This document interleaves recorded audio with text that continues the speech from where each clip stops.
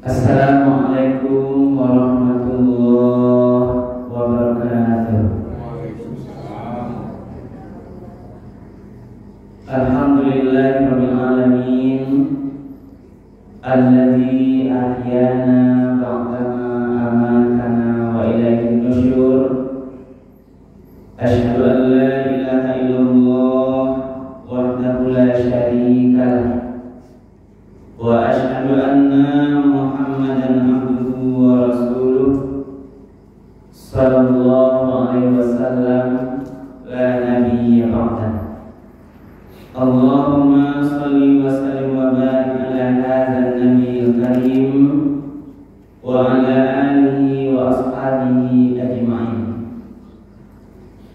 Faqala Allah ta'ala fil Qur'anil Karim, A'udzu billahi minasy syaithanir rajim. Bismillahirrahmanirrahim. Ya ayyuhalladzina amanu anfiqu mimma razaqnakum أنفقوا مما رزقناكم من قبل أن يأتي يوم لا بيع فيه ولا خلة ولا شفاعة والكافرون هم الظالمون. صدق الله.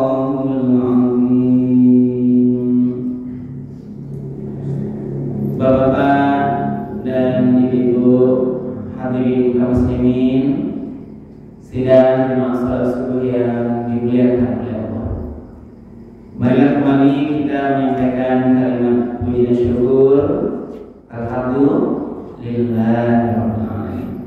Segala puji bagi Allah, Tuhan semesta alam, karena pada subuh yang penuh berkah ini kita bersama-sama masih diberikan nikmat kesehatan, kesempatan, kemudahan-kemudahan, sehingga kita masih bisa melanjutkan sholat subuh kita secara berjamaah di masjid yang sama-sama kita cintai ini.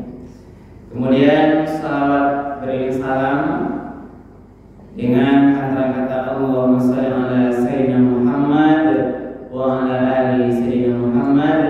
Kita doakan kepada Allah semoga terkirim kepada Nabi kita Nabi Muhammad sallallahu alaihi wasallam yang telah meninggalkan Al-Quran dan Sunnahnya sebagai pedoman hidup bagi kita bersama.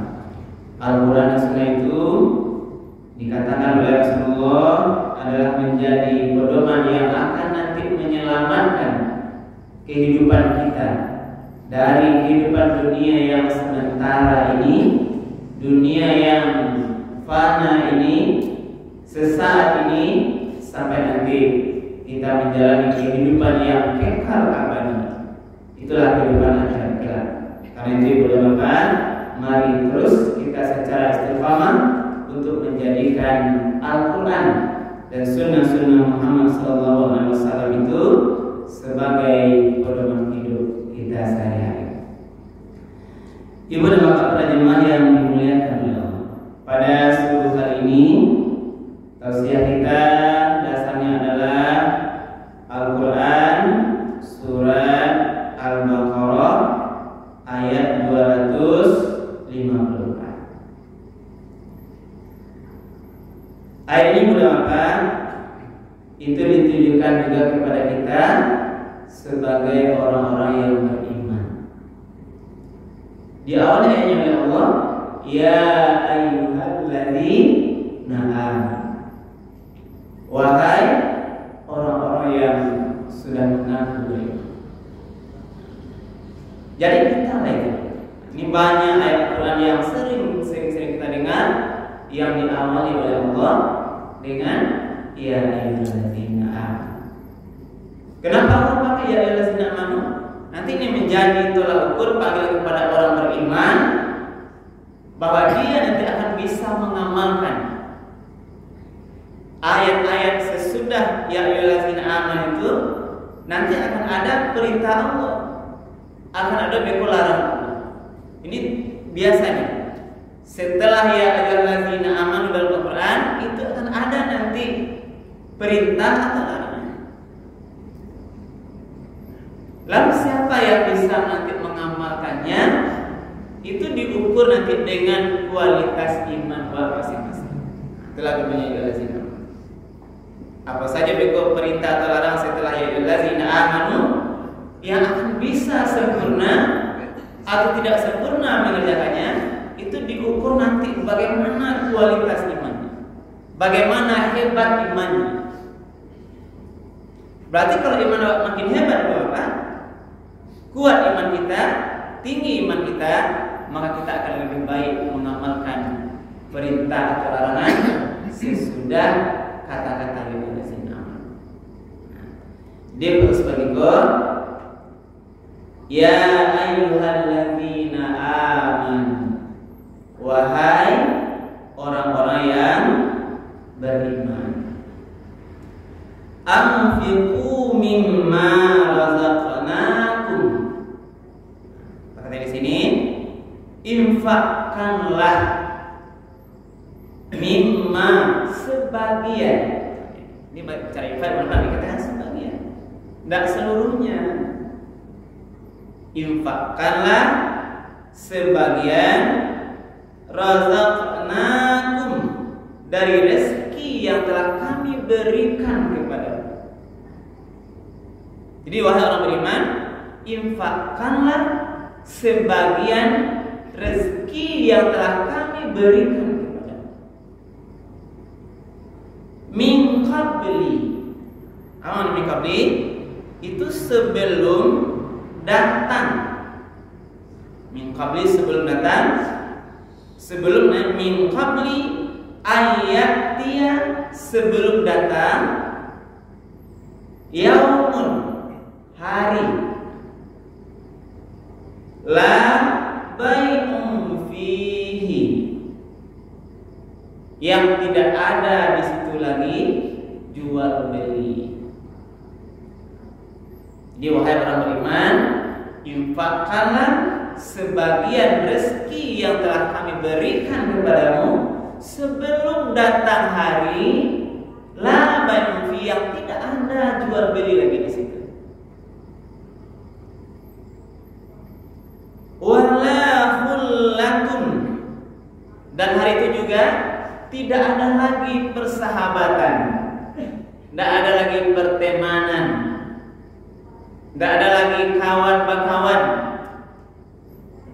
konco bakonco, tim-tim dan sebagainya namanya. Itu tidak ada lagi.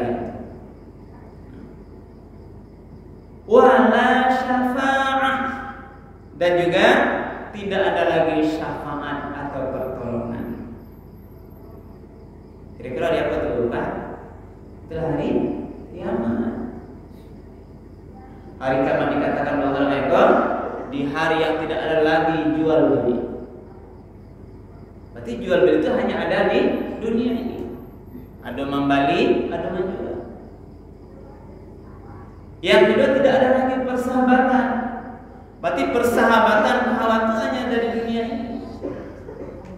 Tidak lagi syafaat, pertolongan. Seseorang menolong orang lain, itu tidak ada lagi di hari itu. Inilah hari kiamat. Berarti mana yang berapa adalah wahai orang beriman, infakkanlah sebagian rezeki yang telah aku berikan kepadamu sebelum datang hari kiamat. Lalu ditutup oleh Allah, wal kafiruna humul zalimun, orang-orang kafir itulah yang zalim. Inilah Al-Quran surah Al-Baqarah ayat 254. Apa intinya Bapak? Intinya adalah ini ayat menyuruh kita berkaitan dengan harta. Ini sudah banyak kita baca Ibu, kita banyak sering dengarkan. Ini bagian juga bentuk tanda syukur kita yang berkaitan dengan harta. Ini banyak motivasi ayat Al-Quran tentang bagaimana kita mau mengeluarkan rezeki yang diberikan Allah. Kenapa mendapat? Karena memang rezeki yang dapat di awal itu sebagian milik orang lain. Nah, awak punya sadonya dulu. Jadi rezeki yang dapat apakah mungkin awak pegawai, pedagang, petani, dan sebagai profesi yang menghasilkan uang itu, rezeki yang awak cari itu hari itu kenapa? Apa tuh dapat kita uang? Ketahuilah itu bukan rezeki kita semuanya, sebagian rezeki orang lain. Maka Pak kalau disebut namanya infak, ada sedekah, ada zakat. Apa mungkin infak? Kalau infak benar adalah infak maknanya memberikan sebagian harta kepada orang lain berharap pahala dari Allah. Bisa nanti infak itu manakan infak itu nafkah. Bisa di sini pahami memberikan harta terutama kepada orang-orang yang dalam tanggungannya, tanggung kewajiban. Mungkin kalau suami menafkahi istri dan anak-anaknya, akan diinfak kepada orang lain, memberikan sebagian dengan harapan kita mendapatkan pahala dari Allah Subhanahu. Ini bentuknya adalah materi. Ada lagi sedekah. Kalau sedekah itu ini pemberian yang tidak hanya berbentuk uang, tapi bisa berbentuk amal ibadah yang soleh. Itu namanya sedekah. Ibu bapak ikut zikir subhanallah, ini juga sedekah. Berkata baik juga sedekah. Membuang nanti duri di jalan sedekah. Ini banyak pulang-pulang sedekah yang tidak hanya berbentuk uang. Bahkan satu hadis yang populer undangan, senyum galah ya, senyum at-tabasyum li akhika sedekah. Galak dengan senyum senang, itulah bagian sedekah pahala. Ya Ibu, tidak mampu dia dan orang yang senyum, apalagi nanti bertemu senyum, tambah salaman lagi, ini bagian sedekah. Berarti banyak sebenarnya ulama untuk mendapatkan pahala-pahala dari Allah Subhanahu wa taala. Ada lagi yang sedekah wajib, itulah zakat. Zakat ini adalah kewajiban sedekah terhadap harta kita yang sudah sampai nanti nisabnya, hitungannya, dan sampai nanti haulnya waktunya. Inilah sedekah wajib berbentuk zakat terhadap harta kita. Maka nanti harta dalam perdagangan, pertanian atau peternakan, ini juga bagian dalam bentuk kita harus berikan haknya orang lain. Karena itu bukan hak kita. Inilah bagian intinya adalah bagaimana kita ini harus paham Ibu dan Bapak, ketika Allah berikan rezeki kepada kita, mari Ibu dan Bapak, ini sebagian. Ini makna mimma ini Allah mengatakan, ya ayyuhallazina amanu anfiqu mimma, wahai orang beriman, infakalah mimma. Mimma itu adalah sebagian. Sebenarnya bagian itu kalau contoh acara Ibu Bapak adalah ini kecil. Contohlah dulu, pakar nisab zakat. Nisab zakat, uang atau nanti perdagangan itu dihitung adalah 2,5%. Tidak banyak diminta. Kalau hitungannya mungkin 1 juta, barang 2,5% juta, 25.000. Dari 1 juta Allah panggil sebagian 2,5%. Inilah makna mimma itu tidak banyak diminta dalam kajian zakat. Tapi ini kembali tadi lana kepada Memang orang-orang yang akan bisa nanti berinfak sedekah, yang akan mau nanti berzakat, itu tadi tergantung kuncinya kepada kualitas imannya masing-masing. Itulah kuncinya. Orang yang akan mau nanti berinfak di jalan Allah, itu nanti tergantung kepada bagaimana imannya yakin. Yakinlah ibu bapak, ini dalam kajian-kajian pemberian uang atau harta di dalam syariat Allah kok, tidak ada orang yang akan miskin dengan berinfak. Tidak pernah sejarah. Bahkan kita lihat rahasia-rahasia orang-orang sukses, orang-orang kaya, ternyata mereka adalah orang yang suka berinfak sedekah. Lihat, makin curah dia memberikan dia, walaupun kita tahu atau tidak. Karena sebagai orang ini ada yang mau dia dilihat orang lain infaknya, ada yang tidak. Boleh, yang penting tadi kita sampaikan kemarin, jangan sampai hati kita iri. Ini banyak zakat. Ini membersihkan sebagian harta yang ada. Karena harta kalau bersih, berarti insya Allah nanti akan baik. Tapi kalau harta yang ada pada kita ini sebagian masih milik orang lain, inilah yang nanti akan mengundang persoalan. Berarti kita bisa ditermakan hak orang lain terutama persoalan zakat. Bahasa ayat mengatakan kalau persoalan khusus ini, khuz min amwalihim shadaqatan tutahhiruhum wa tuzakkihim. Ambillah zakat dari orang-orang kaya yang sudah sampai senisan, shadaqatan tutahhiruhum, untuk membersihkan hartanya agar nanti jangan makan harta orang lain. Yang nilai zakat tadi itu harus diberikan nanti kepada orang-orang yang berhak menerimanya. Jangan makan. Wa tuzakkihim, juga nanti membersihkan jiwanya.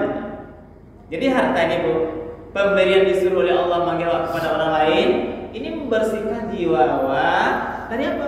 Jangan terlampau tamak terhadap harta, loba terhadap harta.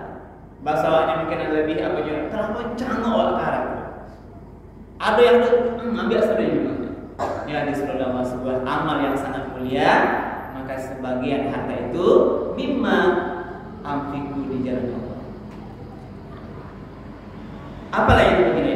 Jadi ayat ini masih menekankan infak sebagai amal yang mulia itu tadi, ini dimotivasi oleh Allah bila berikan itu sebelum datang hari kiamat, sebelum tentu datang kematian kau. Kinilah awak sedang sehat, sedang punya uang, sedang badan kuat ini. Inilah waktu disampaikan oleh Allah untuk memberikan infak atau sedekah.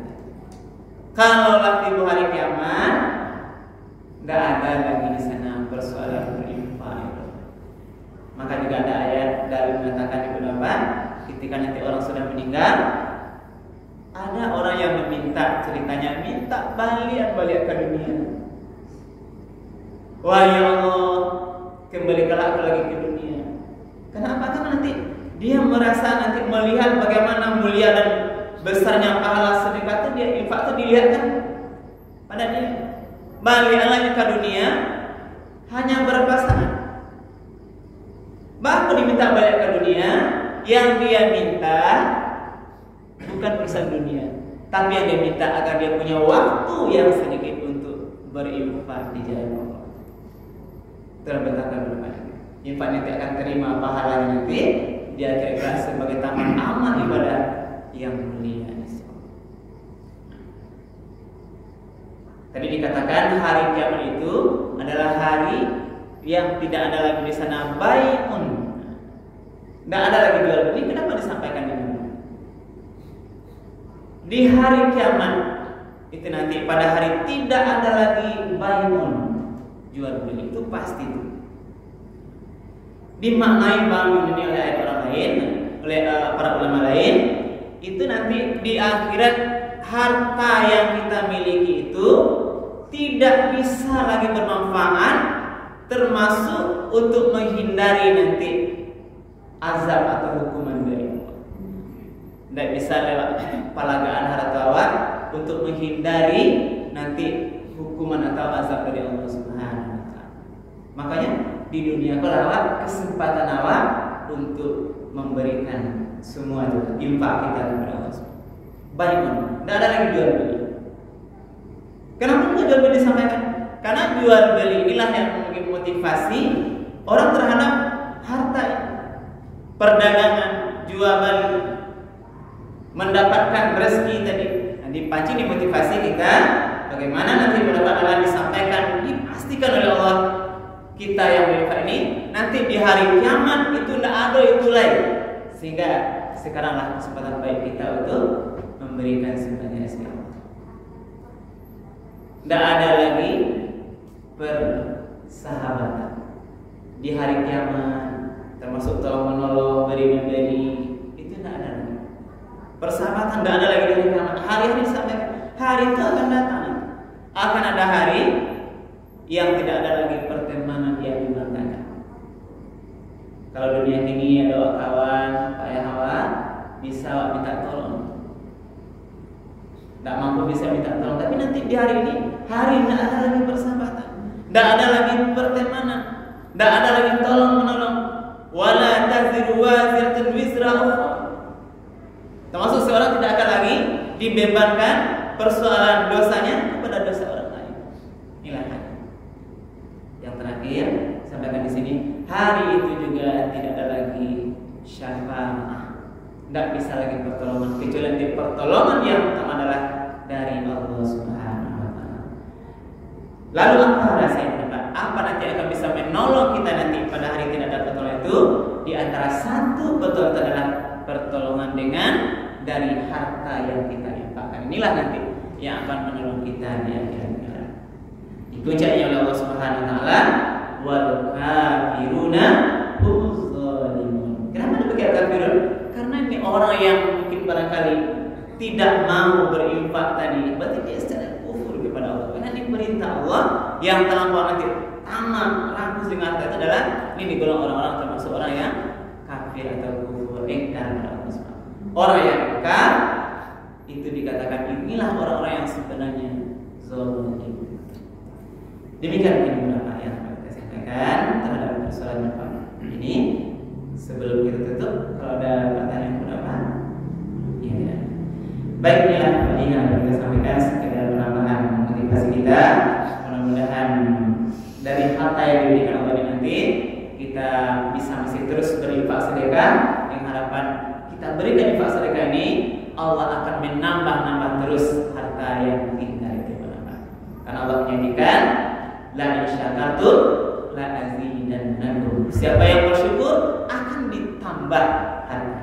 Wala in kafartum, siapa yang kufur, inna azabi lasyadid. Ketahuilah sesungguhnya azabku sangat pedih.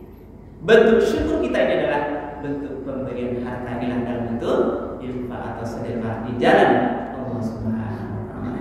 Mudah-mudahan bermanfaat insyaallah. Banyak maaf kalau berkenan. Kita akhiri subhanallahi wa bihamdika asyhadu an la ilaha illa anta astaghfiruka wa atubu ilaik. Billahi taufiq wal hidayah. Wassalamualaikum warahmatullahi wabarakatuh.